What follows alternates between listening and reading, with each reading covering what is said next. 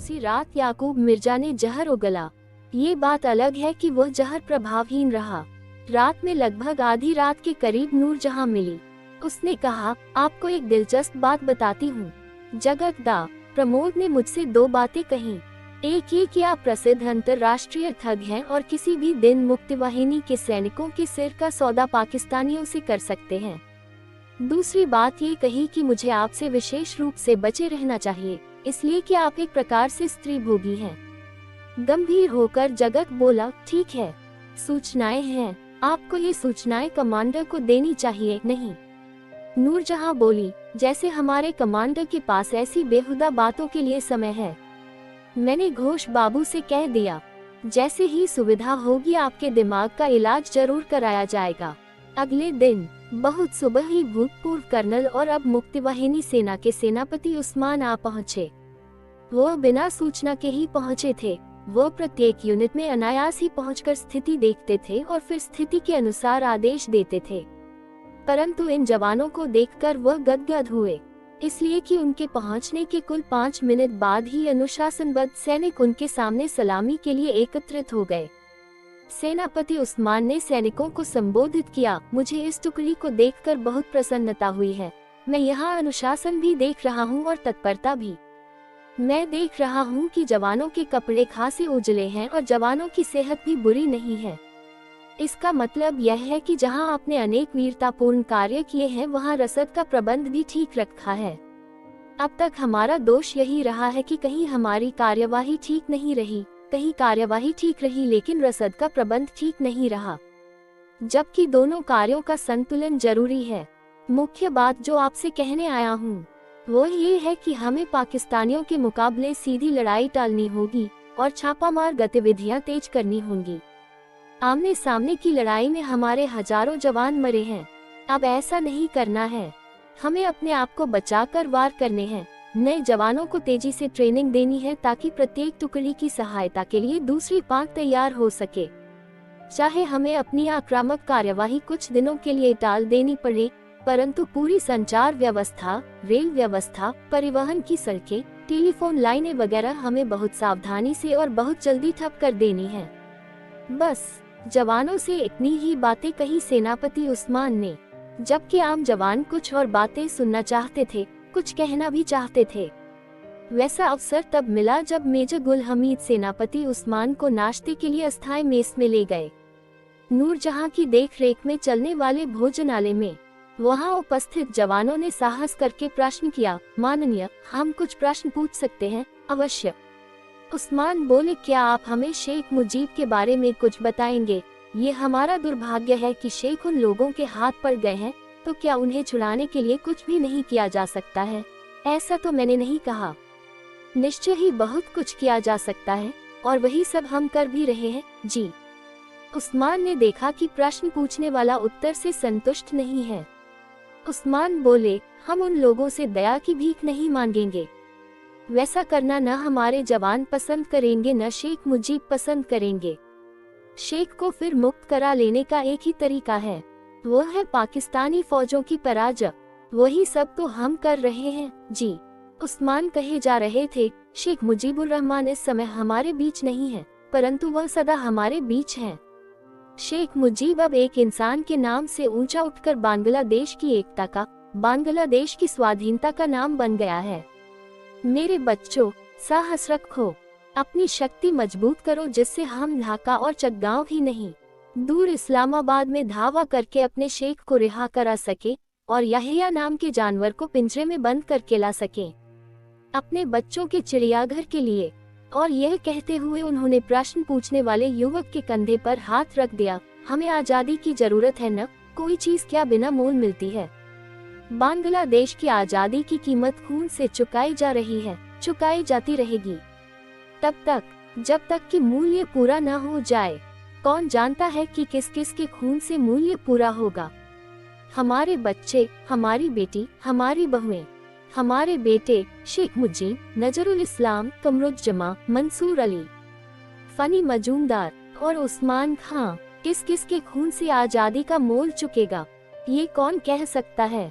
लेकिन मैं तो मेरे नौजवान बेटे, सिर्फ इतना कह सकता हूँ कि हम खून की नदी बहाकर भी स्वाधीनता का मोल चुकाएंगे। गंगा, पद्मा, तीस्ता, चाहे सभी के पानी में खून मिलकर जल धाराएं लाल क्यों न हो जाएं। उसी रात योजना बनी कि हजारा डांगा के निकट 5वीं नहर और ठाकर ताल दोनों स्थानों पर रेल पुलों को उड़ा दिया जाए। साथ ही काली डांगा के निकट सड़क को लगभग 1 मील तक उड़ाकर उसमें 5वीं नहर का पानी काटकर उसे बकायदा पोखर का रूप दे दिया जाए।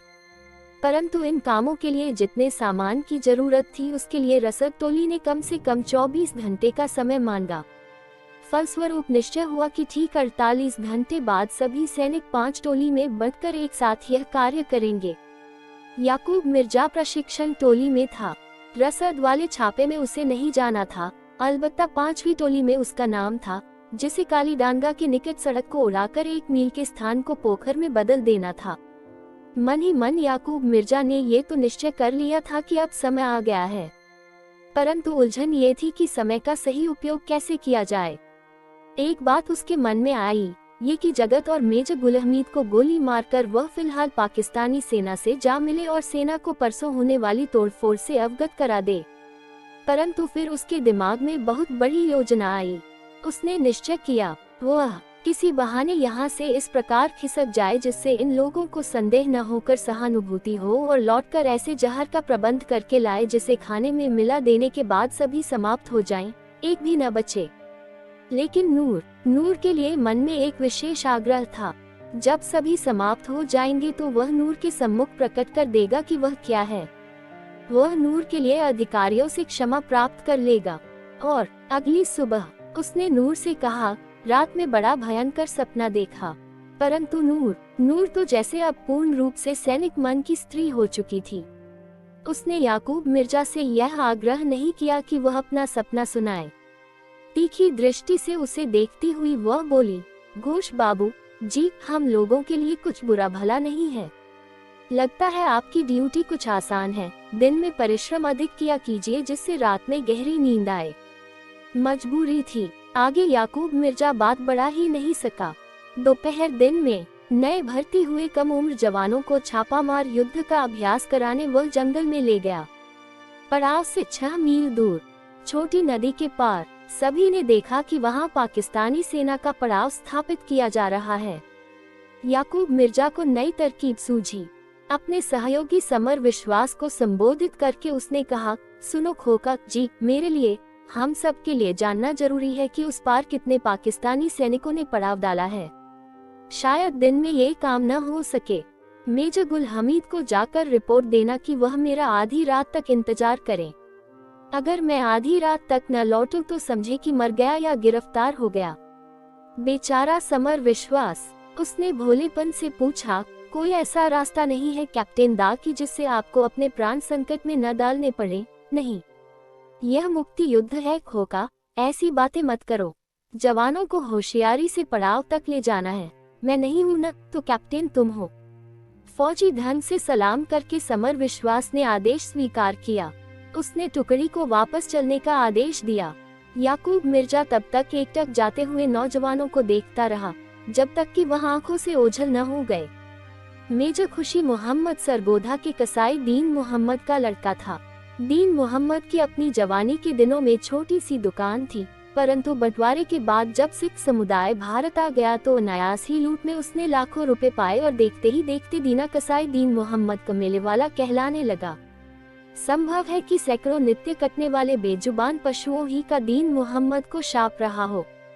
2 बीवियां खुदा को प्यारी रहुई और तीसरी बीवी से खुशी मोहम्मद का जन्म हुआ।